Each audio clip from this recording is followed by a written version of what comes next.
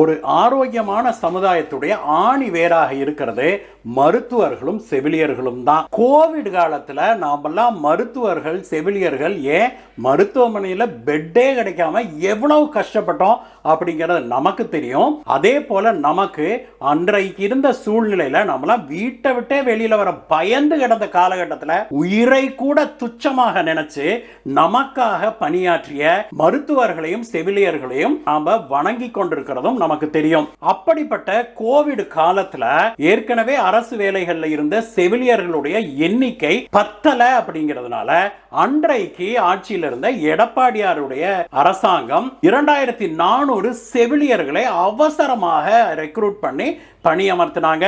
அந்த செவிலியர்களும் தங்களுடைய உயிரை துச்சமாக நினைச்சு நமக்காக விடிய விடிய விடிய காலம் சேவை செய்தாங்க நண்பர்களே. அவர்களுடைய அந்த மகத்தான சேவையை நாமெல்லாம் இன்றைக்கு நினைத்தாலும் உடைய கண்கள் எல்லாம் குளமாகுது அப்படிங்கிறதா உண்மை. அப்படிப்பட்ட செவிலியர்களுக்கு ஒரு மிகப்பெரிய அநீதியை செய்து வருது இந்த திமுக அரசு அப்படின்னா உங்களால அதை ஏற்றுக்கொள்ள முடியுதா? இன்றைக்கு 7வது நாளாக தொடர்ந்து தமிழகம் முழுவதும் செவிலியர்கள் போராட்டத்தில் ஈடுபட்டிருக்கிறாங்க. அவங்களுடைய கோரிக்கை என்ன தெரியுமா? தங்களுடைய பணி நிரந்தரமாக்கப்படணும் அப்படிங்கிறதா அவங்களுடைய கோரிக்கையுடைய நியாயத்தை நம்ம புரிஞ்சுக்கணும். அப்படின்னா அதனுடைய பேக்ரவுண்ட் நமக்கு தெரியணும். கோவிட் காலத்துல எடப்பாடியார் அவர்களுடைய ஆட்சி 2400 செவிலியர்களை 14,000 ரூபாய் சம்பளம் வீதம் அவங்கள பணியமர்த்தினாங்க. இது நடந்தது 2020. அப்பொழுதே அவர்களுக்கு ஒரு வருட கான்ட்ராக்ட் கொடுக்கப்பட்டது.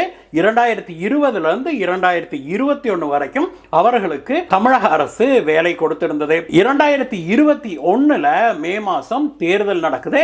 அந்த தேர்தலுக்கு முன்னாடி திமுக கட்சி கொடுத்த ஒரு வாக்குறுதி என்ன அப்படின்னா, தாங்க ஆட்சிக்கு வந்தா இந்த செவிலியர்கள் எத்தனை பேர் 2400 பேர்த்த வேலைக்கு எடுத்திருந்தாங்களே தமிழக அரசு டெம்பரரியா, அவங்களுடைய பணி நிரந்தரமாக்கப்படும் அப்படிங்கிறதா திமுக கொடுத்த வாக்குறுதி. 2021 மே மாதம் நடந்த தமிழக சட்டசபை தேர்தலில் திமுக அமோக வெற்றி அடைஞ்சு ஆட்சியை கைப்பற்றினாங்க. ஆனா ஆட்சி பொறுப்புக்கு வந்த பிறகு திமுக இந்த செவிலியர்களை கண்டுக்கவே இல்லை. கண்டுக்கலைனா கூட பரவாயில்ல, 2022 வருடம் டிசம்பர் 31 அன்றைக்கு திமுக அரசாங்கம் செவிலியர்களுடைய தலையில இடியவே இறக்குச்சு.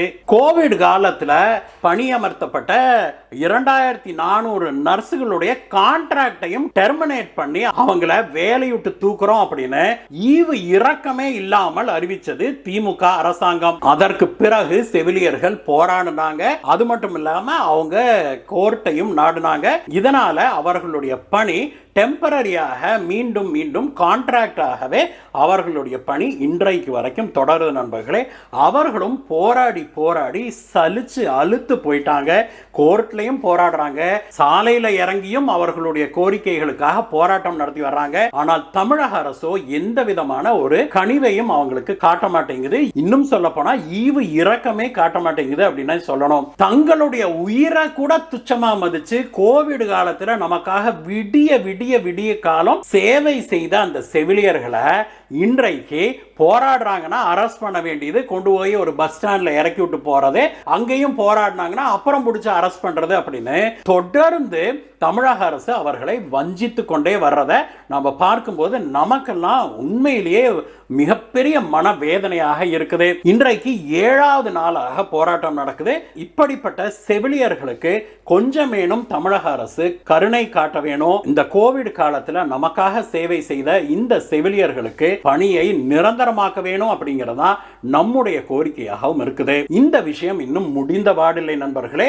செவிலியர்களுடைய போராட்டமும் தொடர்ந்து கொண்டிருக்குது. தமிழக அரசுடைய பிடிவாதமும் தொடர்ந்து கொண்டிருக்குது.